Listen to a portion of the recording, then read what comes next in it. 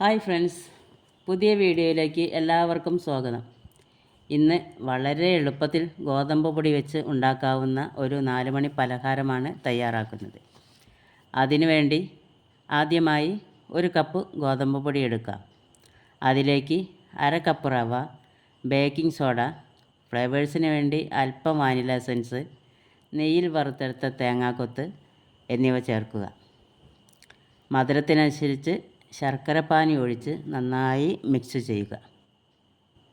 ഈ മാവ് ഒന്നുകൂടി ലൂസാക്കാൻ 1 കപ്പ് പാലൊഴിച്ച് ഇളക്കുക.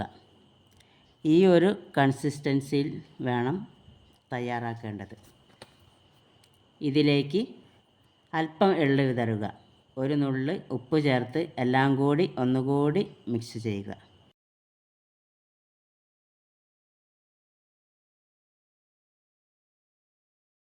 ശേഷം ചൂടാക്കിയ ഉണ്ണിയപ്പച്ചട്ടിയിലേക്ക് ഓയിൽ ഒഴിച്ച് ഓരോന്നായി ചുട്ടെടുക്കാം. അരി കൊണ്ടുണ്ടാക്കിയ ഉണ്ണിയപ്പം പോലെ നന്നായിട്ടുണ്ട്. ചൂട് ചായയുടെ കൂടെ ചൂടോടെ കഴിക്കാം. എല്ലാവരും ഒന്ന് ഉണ്ടാക്കി നോക്കി അഭിപ്രായം പറയണേ. ഇഷ്ടപ്പെട്ടെങ്കിൽ ലൈക്കും സബ്സ്ക്രൈബും ചെയ്യാൻ മറക്കല്ലേ.